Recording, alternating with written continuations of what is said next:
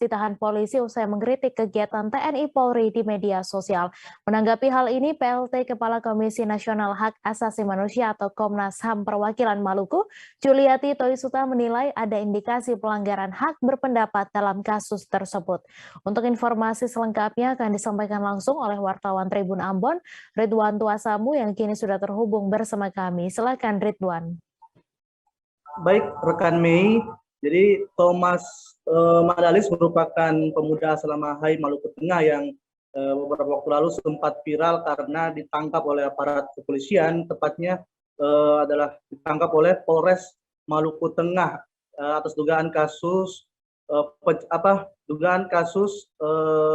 Undang-Undang ITE, di mana Thomas Madilis dinilai oleh aparat kepolisian Polres Maluku Tengah telah melakukan pelanggaran karena memposting ujaran kebencian di media sosial, di mana postingan Thomas Madilis tersebut menjurus kepada beberapa kegiatan yang dilakukan oleh TNI Polri dalam beberapa bulan terakhir, yaitu yang pertama adalah rekor muri yang kemudian dipecahkan oleh Kodam Patimura, di mana rekor muri tersebut adalah rekor memakan papeda terbanyak. Dan kemudian Thomas Madilis juga memposting ujaran kebencian menurut kepolisian terkait dengan pemecahan rekor muri yang dilakukan oleh Polda Maluku beberapa waktu lalu.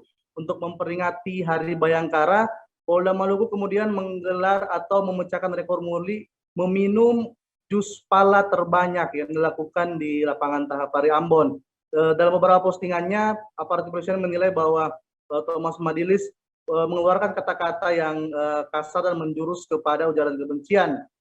Kemudian setelah dikonfirmasi ke Komnas HAM Maluku, Kepala Kantor Komnas HAM Maluku yaitu Juliati Toisuta kemudian mengkonfirmasi bahwa apa yang dilakukan oleh aparat kepolisian tersebut merupakan satu tindakan yang diduga membatasi hak berpendapat dari Thomas Madilis. Karena menurut Komnas HAM, bahwa apa yang diposting oleh Thomas Madilis tersebut merupakan kritikan terhadap instansi pemerintah, bukanlah sebuah kata-kata yang kemudian menjurus kepada ujaran kebencian. Dan tanpa aduan, Komnas HAM Maluku kemudian melakukan upaya proaktif dengan langsung memantau kasus tersebut dan menyurati Polres Maluku Tengah untuk menanyakan dasar-dasar penangkapan yang dilakukan oleh Polres Maluku Tengah kepada Thomas Madilis. Karena menurut Juliati Toisuta bahwa apa yang dilakukan kepolisian itu ada indikasi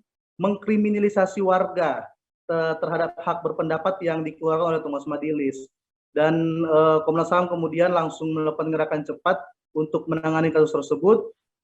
Dan diketahui bahwa beberapa jam kemudian setelah Komnas HAM menyurati Polres Maluku Tengah, kemudian Thomas Madilis langsung dibebaskan oleh aparat kepolisian. Mungkin seperti itu laporan saya dari Ambon, rekan Mei.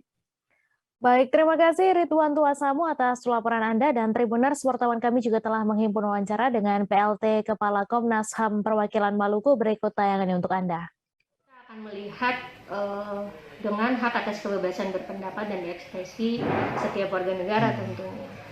Karena siapapun di Indonesia boleh berpendapat, boleh berekspresi, tentunya sesuai dengan batasan-batasan. Nah, ini batasan-batasan ini yang harus kita lihat, apakah pemuda tersebut sudah melampaui batasan yang diatur oleh undang-undang ataukah tidak. Nah, ini juga yang mungkin kami akan menanyakan kepada pihak terkait, dalam hal ini kepolisian, terkait dengan proses penangkapan tersebut. Jangan sampai ada indikasi kriminalisasi yang dilakukan oleh pihak kepolisian kepada warga yang melakukan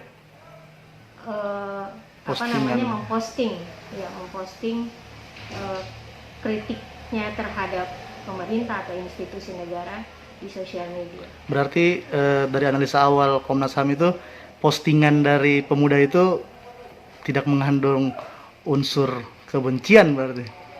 Kalau postingannya sendiri, ini kan saya belum melihat secara langsung ya postingannya itu seperti apa. Tapi kalau dari baca berita, kan berita ini kan bisa berbagai versi, tidak sama kita melihat langsung postingannya. Saya memang jujur belum melihat postingannya, tapi kalau dari berita itu ada kalimat mungkin TNI atau polisi sudah gila ya melakukan, pokoknya kata gila itu mungkin yang dipakai, mungkin ya dugaan sementara yang dipakai oleh pihak kepolisian, kemudian menjerumuskan dia, mungkin ini terkait pasal. Terima kasih sudah nonton. Jangan lupa like, subscribe, dan share ya.